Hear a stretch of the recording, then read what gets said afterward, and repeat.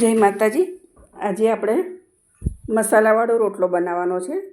જુવાર, બાજરી, મકાઈ કંઈ પણ કરી શકો એ મસાલા રોટલો, પણ બાજરીનો બહુ સરસ લાગે છે અને હું કાયમી જ બનાવું છું।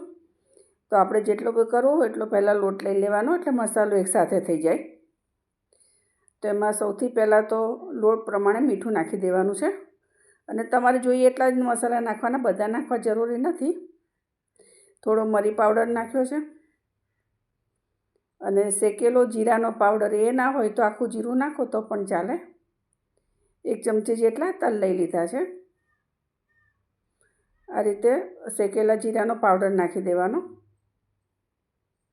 હું રાખું છું શેકેલું, એટલે ના હોય તો તમે જે સાદું જીરું હોય છે વઘારમાં નાખીએ છીએ પણ નાખી શકાય। અને સાથે અજમાનું પ્રમાણ થોડું વધારે રાખવાનું, થોડો મસળીને લેવાનો છે। હળદર નાખી દઈએ થોડી, અને આની સાથે લીલા મરચાંની કટકી અને લીલા ધાણા, કસૂરી મેથી તમારે નાખી હોય તો પણ તમે નાખી શકો, મેં નથી નાખી। અને આની અંદર આપણે મોણ નાખવાનું છે ઘીનું। તેલનું નાખવું હોય તો નખાય, પણ ઘીનું વધારે સારું લાગે છે। ગરમ ઘી હોય તો પાણી ઠંડુ લેવાનું, અને જો ઠંડુ ઘી નાખો તો હુંફાળું ગરમ પાણી કરીને તમારે રોટલાનો લોટ બાંધવાનો છે। મિક્સ કરી લઈએ। પાણી મેં નોર્મલ જ લીધું છે, કેમ કે ઘી ગરમ કરીને નાખ્યું છે અને બની શકે તો ઘી જ ગરમ લેવાનું પાણી કરતાં। હવે થોડું થોડું પાણી નાખી અને રોટલાનો લોટ આપણે તૈયાર કરી લઈએ। થોડું થોડું પાણી નાખતા જશું અને કરતા જઈશું। ચીલી ફ્લેક્સ હું ભૂલી ગઈ હતી, હવે નાખ્યા છે, થોડાક નાખી લીધા છે। તો લોટનો આપણે રોટલો તૈયાર કરવા માંડીએ।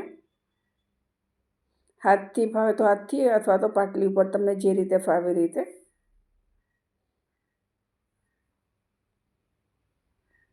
ગળી અને આપણે તાવડીમાં નાખી દીધો છે અને થોડી વાર પછી એને ફેરવશું।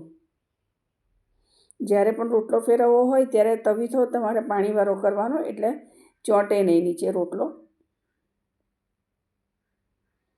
થોડી વાર રાખવો પડશે, ફેરવી લઈએ। નોર્મલ રોટલા જેવો આ રોટલો ફૂલતો નથી, પણ પોપડી આખી નીકળશે।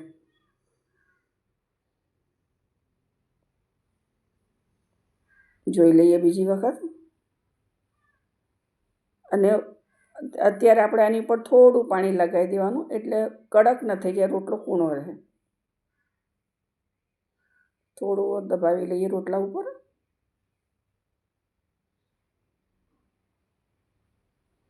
ગેસ ઉપર શેકી લઈશું।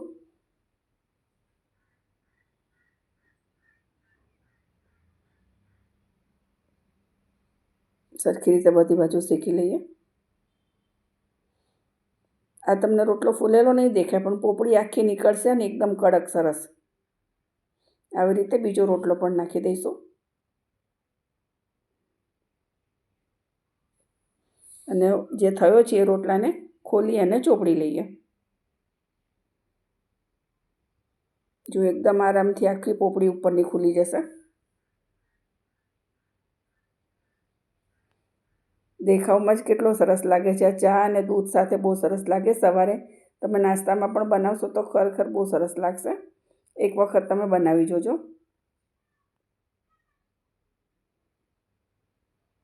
વિડીયો સારો લાગ્યો હોય તો લાઈક, શેર અને કમેન્ટ કરજો।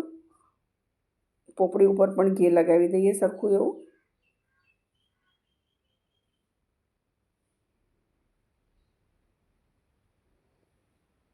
અને એને વચ્ચેથી કાપી અને 2 ભાગમાં કરી લઈશું।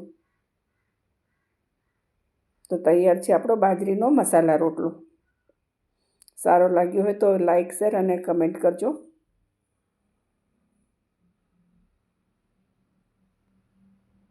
તો તૈયાર છે આપણો મસાલા રોટલો। મળીએ બીજા વિડીયોમાં। જય માતાજી।